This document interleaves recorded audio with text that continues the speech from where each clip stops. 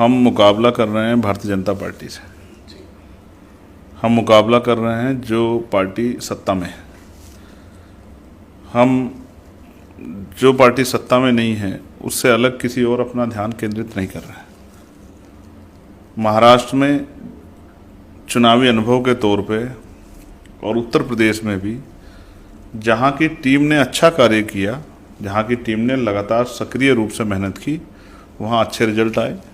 और जहाँ की टीम ने लापरवाही बरती, कम कार्य किया या अनदेखा किया कार्यों को, वहाँ रिजल्ट उस तरह के नहीं आ पाए जिस तरह की अपेक्षाएं थी। महाराष्ट्र में जिस बेल्ट में रिजल्ट्स आए या झारखंड में जिस बेल्ट में अच्छे वोट मिले, उस बेल्ट के कार्यकर्ताओं का, वहाँ के नेताओं का बहुत बहुत धन्यवाद तो और एक सामान्य कार्यकर्ता का भी, लेकिन जिन्होंने ज़्यादा काम किया है उनको, उनका मनोबल बढ़ाना, उनको उत्साहित करना और उनके अंदर और जो है भविष्य के लिए सपने पैदा करना हमारी जिम्मेदारी है। रही बात उत्तर प्रदेश की मिट्टी जो है वो संघर्षशील मिट्टी है। वो संघर्ष करके यहाँ तक पहुँचे हैं बहुजन समाज के लोग, और वो नेता भी ऐसा ही पसंद करते हैं जो संघर्ष कर रहा हो। लंबे समय तक उन्होंने मुझे परखा है, मेरी एक एक चीज़ पे ध्यान दिया है, मेरे कपड़ों पे, मेरे जूतों पे, मेरी गाड़ी पे, सब चीज़ों पे एक एक चीज़ पे ध्यान दे के उन्होंने अपने आप को, जो हर तरह की कसौटी होती है उस पर जब मैं खरा उतर गया तब उन्होंने अब मेरा साथ देना शुरू कर दिया। और मैं इसके लिए बहुजन समाज का, और उसमें भी जिस समाज में मैं जन्मा हूँ, दिल से धन्यवाद करता हूँ। जिस तरह का विश्वास उन्होंने मेरे ऊपर दिखाया, मैं उनको विश्वास दिलाता हूँ। जो उम्मीदें उन्होंने मेरे ऊपर रखी हैं, मैं और आज़ाद समाज पार्टी भीमारी में उन उम्मीदों पर खरे उतरेंगी। और मैं गौरवान्वित हूँ कि उन्होंने मुझे अपनी सेवा करने का यह अवसर वोट की ताकत के रूप में दिया। मैं उनको विश्वास दिलाता हूँ कि मेरे शरीर का एक एक हिस्सा और मेरे खून का एक एक कतरा उनके काम आएगा। और आंदोलन में तब तक हम लोग संघर्ष करेंगे जब तक महान पुरुषों के सपने पूरे नहीं होते, देश में सामाजिक और आर्थिक गैर बराबरी खत्म नहीं होती और हर आदमी को बराबर का सम्मान और सुख सुविधा अवसर नहीं मिलते, तब तक हम लोग संघर्ष करते रहेंगे। देखिए, बहन जी हमारी नेता है और मैं उन पर कोई टिप्पणी नहीं करना चाहता। बात रही समाज की, तो समाज के आंखें हैं, समाज के कान है, और समाज का अभी बहुत बड़ा जो हिस्सा है वो हैंड टू माउथ है। उस पावर के जनरेट होने के बाद भी समाज के बहुत सारे लोगों का भला नहीं हुआ है। इसका उदाहरण है, कभी गांव में जाके देखिए, सभी लोगों पे पक्के मकान नहीं है, सभी लोगों को अच्छा भोजन नहीं मिलता, सब लोगों को पीने के लिए साफ पानी नहीं मिलता, सब लोगों को खाने के लिए अच्छा भोजन नहीं मिलता, सबके बच्चे कामयाब नहीं हुए, सब पे जमीनें नहीं है, आज के हालातों से लड़ने की, महंगाई से लड़ने की स्थिति लोगों की नहीं है, पढ़े लिखे बच्चे बेरोजगार घूम रहे हैं, अच्छे स्कूल कॉलेज नहीं है, अच्छे हॉस्पिटल नहीं है। और रही बात एक समाज की, तो ये वो समाज है जिसने संघर्ष करना, जिसको महापुरुष सिखा के गए, वो संघर्ष कर रहा है। और जैसा मैंने पहले से कहा कि वो देख रहा है कि कौन संघर्ष कर रहा है, आज की परिस्थितियों में कौन और किसके साथ खड़े होकर वो इस आंदोलन को आगे बढ़ा सकते हैं। और समझदार जो जातियां होती हैं, समझदार जो समाज होता है, वो चीजों को कसौटी पर तोलता है, नापता है, उसके बाद निर्णय लेता है। काम तो मैं बहुत लंबे समय से कर रहा हूँ, तो लंबे समय तक उन्होंने मेरा साथ नहीं दिया, वो बहन जी के साथ खड़े रहे। लेकिन अब जब उनको ये महसूस हो गया है कि चंद्रशेखर आजाद और उनकी पार्टी, उनके नेताओं ने खुद को साबित कर दिया है बड़ी बड़ी पार्टियों को हरा के, तो उनकी दिलचस्पी ज़्यादा बढ़ गई है। तो इस आधार पर मैं कह सकता हूँ कि अगर उनको अपने बच्चों का और अपना और आने वाली पीढ़ियों का के सम्मान की और हक अधिकारों की चिंता अगर उनके अंदर बढ़ रही है, तो उनको आज़ाद समाज पार्टी के साथ खड़े होकर इस लड़ाई को और मजबूत करना है। और रही बात, ये लड़ाई विचार की है, व्यक्ति की नहीं है, विचारधारा की है। तो इसमें व्यक्ति बाद में, विचार पहले। और आज बाबा साहब अम्बेडकर, माननीय काशीराम साहब, राष्ट्रपिता ज्योतिबा फुले, साहू जी महाराज का जो सपना है, उनके जो विचार है, उसको लेकर आज़ाद समाज पार्टी आगे चल रही है। समय समय पे अन्य पार्टियों के रूप में भी ये आंदोलन आगे बढ़ा, और जब जब ये विचारधारा के आधार पर जिस दल के पास रहा, तब तब समाज उसके साथ रहा। आरपीआई में भी रहा, इससे पुरानी पार्टी में और आज़ाद समाज पार्टी के साथ भी आज जुड़ रहा है।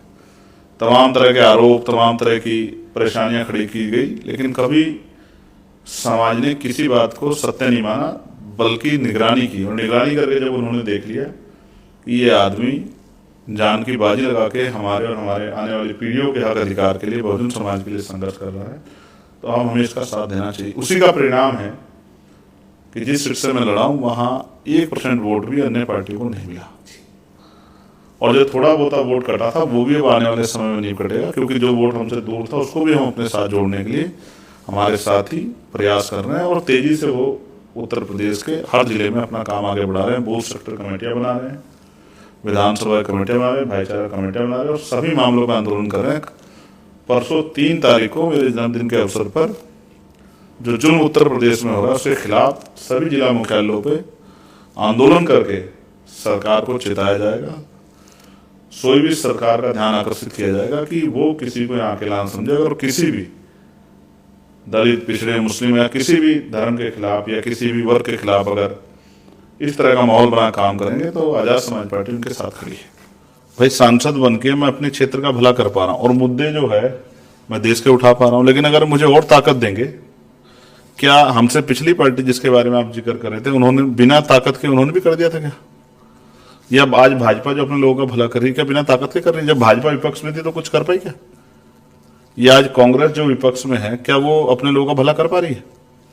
जिस आइडियोलॉजी को या जिस विचार को या जिस पॉलिसी को लागू कराना चाहती है उसके लिए तो राजनीतिक शक्ति चाहिए। देखिए, आधार तो हमें बाबा साहब अम्बेडकर संविधान में देके गए, लेकिन उनको लागू कराने के लिए हमें पॉलिटिकल पावर की जरूरत है, और अगर उन अधिकारों को समाज चाहता है तो उनको पॉलिटिकल पावर हमें देनी पड़ेगी। जैसे जैसे हमारे हाथ मजबूत होंगे वैसे वैसे समाज की समस्याओं का हल होगा, और वैसे वैसे समाज में व्याप्त गरीबी, बेबसी, लाचारी, बीमारी, परेशानी, जुर्म, जाति के आधार पर जो भेदभाव है, धर्म के आधार पर भेदभाव है, ये सब दूर होगा और समतामूलक समाज बनेगा। ये तभी संभव है जब समाज में राजनीतिक शक्ति दे, और उसके लिए हम लोग संघर्ष भी कर रहे हैं। हम ऐसे थोड़ा ही मांग रहे हैं कि हम घर में बैठे हैं इसी में आप हमें ताकत दे दो।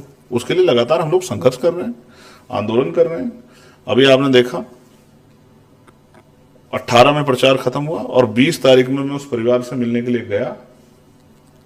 19 तारीख में जिस परिवार के बच्चे की नोएडा में गोली मार के हत्या कर दी गई, मैं भी तो आराम कर सकता था। 20 दिन रात हम लोग जाग के 20-25 दिन काम करते तो मैं भी एक दिन आराम कर लेता। तो मैंने नहीं किया आराम। मैं गया उस परिवार को विश्वास दिलाने के लिए और सरकार को चैलेंज किया, अधिकारियों से कहा कि गिरफ्तार करो, और गिरफ्तार नहीं करोगे तो फिर बड़ा आंदोलन होगा, और उनकी मांगे पूरे उसके लिए हमारे लोगों ने संघर्ष किया। तो जब समाज ये सब देख रहा है और हम ये करना चाहते हैं तो समाज को भी आगे बढ़ के हमारे हाथों को मजबूत करना पड़ेगा, तब जाके ये लड़ाई कामयाबी की तरफ आगे बढ़ेगी। तो बीजेपी के साथ तो बेंजी ने मिलकर सरकार बनाई।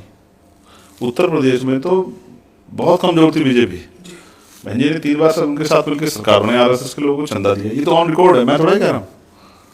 लेकिन अगर बेंजी कह रही हैं तो मुझे इस पे ये कहना है कि शायद उनको जो उनका ये लिखने वाला आदमी है जो उनको पर्चा लिख के देता है, शायद उसको ये जानकारी हुई होगी, क्योंकि एक सीट पे महाराष्ट्र में हम 21-22 राउंड तक आके चलते रहे और 24 राउंड पे गिनती खत्म होनी थी।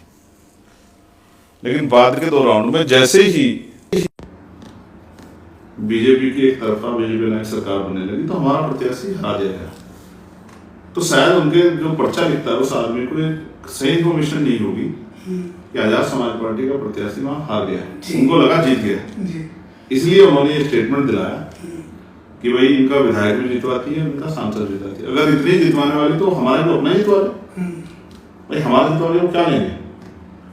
तो मैं फिर स्पष्ट करूंगा कि बहन जी अपने मन से नहीं कहती, उनको जो पर्चा लिख के देता है वो जो दूध है बीच में जो चाहता है कि झगड़ा हो, उसने इसलिए लिखवाया कि मैं टिप्पणी करूं और विवाद खड़ा हो।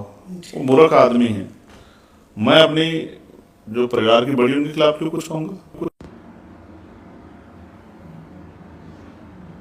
मैं तो सिपाही हूँ, वर्कर हूँ समाज का। समाज को का जो भी सवाल हो मुझसे पूछ सकता है चौराहे पे खड़ा होकर, मैं उसका जवाब देने के लिए तैयार हूँ। पहले तो ये भी कहा गया कि गोली मैंने खुद चलवा दी, और फिर वो लोग गिरफ्तार हुए, जेल गए, 1 साल से ज्यादा 1 साल तक वो जेल में रहे। तो अगर मैं उस गोली जरा सी इधर हो जाती, नोएडा में जो गोली चली उस गोली में मुझे जो गोली लगी 1 इंच का फर्क है, अगर 1 इंच वो गोली इधर हो जाती तो शायद मैं दुनिया में नहीं होता। तो कोई मुझे कैसे MP MLA बना देता। इसका मतलब ये भीम आर्मी आज़ाद समाज पार्टी के उन कार्यकर्ताओं की मेहनत का अपमान है जो अपने परिवार की चिंता भी नहीं कर रहे और दिन रात एक करके लगे हुए हैं अपनी ताकत बनाने के लिए। वो तो बना नहीं पा रहे। तो इसलिए मैं कह सकता हूं कि इस तरह के स्टेटमेंट देके और समाज में विरोधाभास और गलतफहमी की स्थिति बना के रखना चाहते हैं हमारे विरोधी पार्टी के लोग। और मुझे इसमें कोई परेशानी नहीं है, कोई भी स्टेटमेंट है, समाज सब देख रहा है, हम अपना काम कर रहे हैं।